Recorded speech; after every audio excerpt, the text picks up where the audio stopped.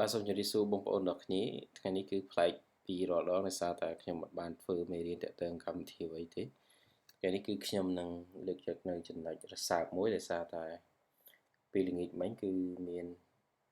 អ្នកគ្រប់គ្រង Channel YouTube របស់ខ្ញុំហើយ Channel YouTube របស់គាត់ត្រូវបានគេ hack យត្តប័ណ្ណហើយគាត់ថាតើមូលហេតុអីបើសិនជា Gmail របស់គាត់គឺគាត់បង្កើតច្រើនឆ្នាំហើយគាត់អត់ដែលធ្វើអីផ្ដេសផ្ដាស់អញ្ចឹងប៉ុន្តែនៅពេលដែលខ្ញុំផ្ដល់ជាយោបល់ជូនគាត់គាត់គិតថាអូក៏ពិតគឺវាបែបហ្នឹងមែនខ្ញុំនឹងលើកយកនៅចំណុចមួយចំនួនថាហេតុអីបានជា email របស់យើងត្រូវបានគេលួចទៅបាទអ្វីដែលបងប្អូនគួរប្រុងប្រយ័ត្នចំណុចទី1ដែលខ្ញុំចង់បង្ហាញថា email របស់យើងគឺវាផ្ទុកនៅរាល់ទិន្នន័យនិងឯកសារសំខាន់របស់យើងទី1 email របស់យើងអាចភ្ជាប់ទៅនឹង account Facebook email របស់យើងអាចភ្ជាប់ទៅនឹងគណនីធនាគារ email របស់យើងភ្ជាប់ទៅនឹងក្រុមហ៊ុនរបស់យើងឬក៏ email របស់យើងប្រើប្រាស់ក្នុងការផ្ទេរឯកសារផ្ទុកទិន្នន័យសំខាន់ដូច្នេះបើសិនជាបងប្អូនគិតមើលទៅបើសិនជាគេធ្វើការ hack email របស់យើងទៅបាត់តើវានឹងមានរឿងអ្វីកើតឡើងដូចជាបងម្នាក់ដែលគាត់ដែល YouTube របស់គាត់គឺមានចំនួន subscribe ច្រើនហើយមានការគាំទ្រខ្លាំងហើយមានវីដេអូរហូតដល់ 1000 វីដេអូជាង 1000 វីដេអូតែទីបំផុតត្រូវបានគេនៅប្រទេសឥណ្ឌា hack ទៅបាត់ចំណុចនេះគឺជាចំណុចសំខាន់ដែលត្រូវឲ្យបងប្អូនធ្វើការស្វែងយល់ថាតើយើងគួរបង្ការដូចម្ដេចដើម្បីកុំឲ្យគេ hack ឥឡូវយើងមកស្វែងយល់ថាតើគេ hack ប្រព័ន្ធសន្តិសុខរបស់យើងឬក៏ hack email របស់យើង Facebook របស់យើងតាមរយៈអ្វីចំណុចសំខាន់ទី1ដែលខ្ញុំចង់បង្ហាញបងប្អូននោះគឺរាល់ប្រព័ន្ធ system ទាំងអស់ដែលយើងកំពុងតែប្រើប្រាស់នៅលើកុំព្យូទ័រគឺវាមិនត្រូវបានការពារដោយសុវត្ថិភាពនោះទេឧទាហរណ៍ថាបងប្អូនមានកុំព្យូទ័រមួយគ្រឿងហើយបងប្អូនឲ្យគេតម្លើង Windows ឲ្យបងប្អូនខ្លះចំណាយតែ$5ឬក៏$10ទេអញ្ចឹងយើងបាន Windows 10ថ្មីមួយហើយមាន Microsoft Office មានកម្មវិធីមួយចំនួនបងប្អូនសួរថាតើ Windows 10តម្លៃប៉ុន្មានបើសិនជាគេលក់អញ្ចឹង Bill Gates គាត់លក់តម្លៃប៉ុន្មានអញ្ចឹង Windows 1គឺតម្លៃជាង$100គឺ Windows License អញ្ចឹងបងប្អូនសួរបងប្អូនហ៊ានចំណាយលុយ$100ទៅទិញ Windows 10ទេគឺអត់អញ្ចឹងយើងមានតែប្រើប្រាស់របស់ដែលគេក្រាច់ដោយពួក hacker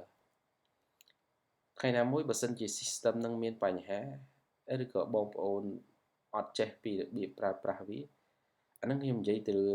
លើ Windows ដែលភាគច្រើនវាអត់មានបញ្ហាប៉ុន្តែកម្មវិធីមួយចំនួនដូចជាកម្មវិធីទៅលើ Acrobat ឬកម្មវិធីសម្រាប់ធ្វើការ register គ្រិច Windows មួយចំនួនបើសិនជាបងប្អូនប្រើប្រុងប្រយ័ត្នធ្វើការភ្ជាប់ជាមួយអ៊ីនធឺណិតពេលយើងក្រាច់វាទៅគឺវានឹងលោតមេរោគចូលអូតូម៉ាទិកហើយពេលខ្លះវា script file របស់យើងនៅលើកុំព្យូទ័ររបស់យើងវា lock សោចោលហើយវា copy ទិន្នន័យរបស់យើងទាំងអស់អញ្ចឹងអ្នកខ្លះកុំព្យូទ័ររបស់គាត់អ្នកធ្វើការរាប់ឆ្នាំឯកសារទិន្នន័យសំខាន់បង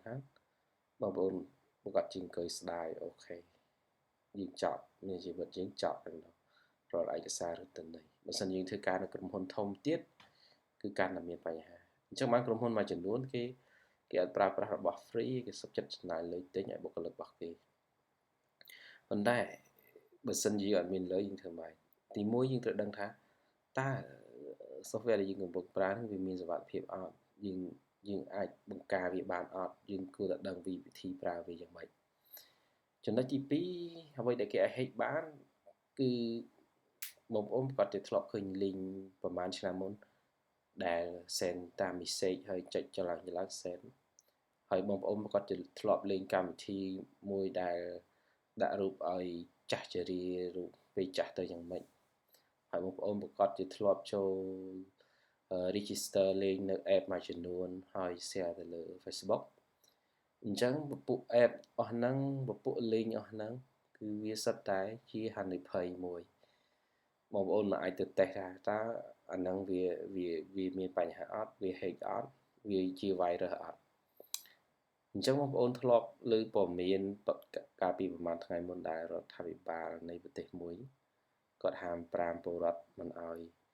លេងណាកម្មវិធីដាក់រូបឲ្យដូចមនុស្សចាស់ហើយគាត់ហាមរំជាយើងធ្វើយ៉ាងណាបិទកម្មវិធីនឹងឲ្យចូលទៅក្នុងប្រទេសរបស់គាត់អញ្ចឹងវាហេតុតាមហ្នឹងទីជាបងម្នាក់ដែល channel របស់គាត់ត្រូវបានអ្នកនៅឥណ្ឌាហេតុដោយសារគាត់ព្យាយាមទៅចុចនៅលើ link ដើម្បីធ្វើការទិញយកកម្មវិធីមួយហើយនៅពេលដែលគាត់ចុចឡើងគឺវាឲ្យបំពេញ email password ហើយវាឲ្យយើង connect ដល់អញ្ចឹងទៅយើងព្យាយាម connect ទៅយើងប្រៀបដូចជាយើងអនុញ្ញាតឲ្យគេធ្វើការទាញយកនៅ account របស់យើងចឹង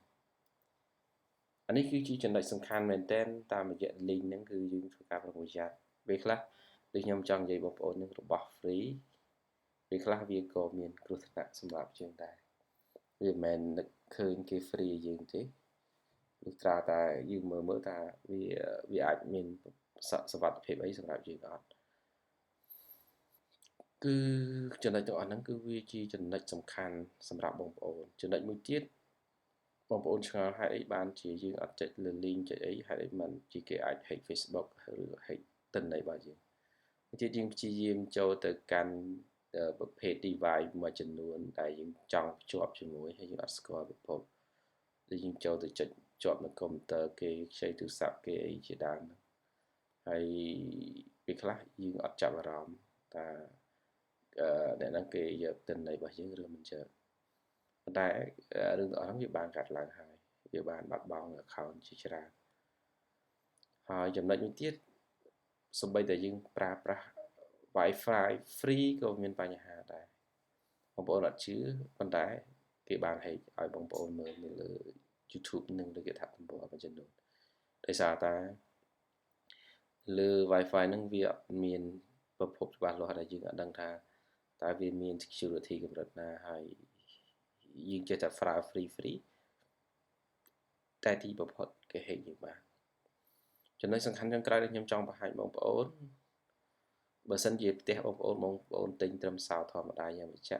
ធម្មតាចោលក៏វាងាយកោះដែរប៉ុន្តែយើងទិញសោថ្លៃយ៉ាងវិជ្ជៈគឺចោលវាពិបាកកោះហើយយើងដាក់ទិន្នន័យយើងដាក់កាមេរ៉ាសម្រាប់ចាប់ទៀតយើងបញ្ជូរសន្តិសុខទៀតមានន័យថារបស់របរនៅក្នុងផ្ទះយើងប្រកាសជាសុវត្ថិភាពនិយាយពីអ៊ីនធឺណិតវាហាក់បីដូចជារឿងជីវិតប្រចាំថ្ងៃអញ្ចឹង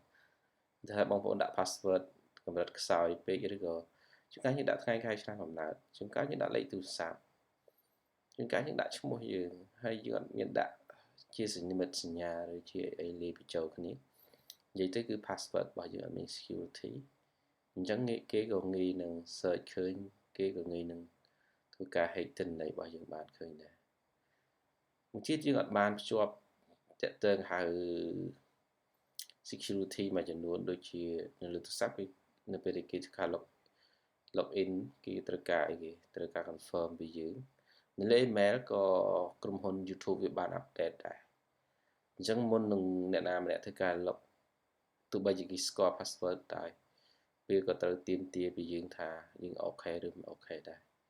ពេលខ្លះ hacker ក៏វាប្រើវិធីហ្នឹងដែរតែវា hack ចុះ hack ឡើងវាឲ្យយើង enable អត់ពេលខ្លះយើងច្រឡំចុច enable ទៅគឺក៏ពិតគេ enable ហ្នឹងគឺអ្នកផ្សេងគេព្យាយាម log ចូលemail របស់យើងដែលយើងអត់ដឹងយើងចុច enable ទៅវាទៅបាត់នេះគឺជាចំណុចទ្រុសប៉ុន្តែវាជាចំណុចសំខាន់មួយដែលបងប្អូនគួរស្វែងចូលខ្ញុំមិនមានអ្វីច្រើនទេហើយសម្រាប់បងប្អូនដែលពេញចិត្តនៅ channel របស់យើងបងប្អូនអាចចូលកាន់ YouTube search ខ្មែរនៅលេខហើយទទួលបានវីដេអូជាច្រើនជារៀងរាល់ថ្ងៃហើយអ្វីដែលជាចំណុចសំខាន់ដែលខ្ញុំទិនតែបញ្ចប់ស្នាដៃថ្មីនៅសភៅ AutoCAD Software Week នេះគឺជាមេរៀនដែលខ្ញុំបានចំណាយពេលច្រើនឆ្នាំក្នុងការសរសេរវាសភៅនេះបើនិយាយទៅវាមានតម្លៃ$20ក៏ពិតវាអត់ថ្លៃទេបើសភៅហ្នឹងគឺយើងមានបញ្ចូលនៅវីដេអូមានបញ្ចូលនៅ software ហើយកម្រាស់របស់វាគឺ230ទំព័រអូខេគឺពេលបងប្អូនទិញគឺវាដូចអ្វីដែលខ្ញុំបាន review នេះហើយនៅក្នុងនេះគឺជាសភៅដែលខ្ញុំទើបតែទទួលបានពីរោងពុម្ពថ្ងៃមិញបើសិនជាបងប្អូនចង់បានសភៅហ្នឹងគឺតម្លៃ$20 free វីដេអូមួយចំនួន free software និង free ឯកសារ បើសិនជាបងប្អូនចង់បាន video full ដែលមានការ update ជាប្រចាំគឺតម្លៃ$50ទាំងសៀវភៅហើយចំពោះបងប្អូនដែលចង់បានសៀវភៅហ្នឹងបងប្អូននៅខាងក្រោមមានលេខទូរស័ព្ទហើយបងប្អូនអាចអ្នកនៅភ្នំពេញគឺអាចយកផ្ទាល់ពីខ្ញុំតែម្ដងហើយអ្នកនៅតាមខេត្តដែលចង់បានសៀវភៅហ្នឹងបងប្អូនចេញថ្លៃសេវាទៅលើលើឡានមកគឺខ្ញុំនឹងផ្ញើជូនបងប្អូនចំពោះអ្នកនៅក្រៅប្រទេសវាចង់បានគឺខ្ញុំនឹងធ្វើការផ្ញើជូនតាមប្រៃសណីយ៍ហើយសេវាកម្មបងប្អូនអាចគិតដោយខ្លួនឯងបើសិនជាយើងចង់បានឬក៏បងប្អូនអាចតំណែងអ្នកណាដែលគាត់មកប្រទេសខ្មែរអីជិះតាមយន្តហោះអីគឺខ្ញុំផ្ញើតាមជើងយន្តហោះជូនអូខេបងប្អូនទាំងគ្នាដែលបានចំណាយពេលទស្សនានៅវីដេអូនេះយើងជួបគ្នានៅវីដេអូបន្តទៀតបាទ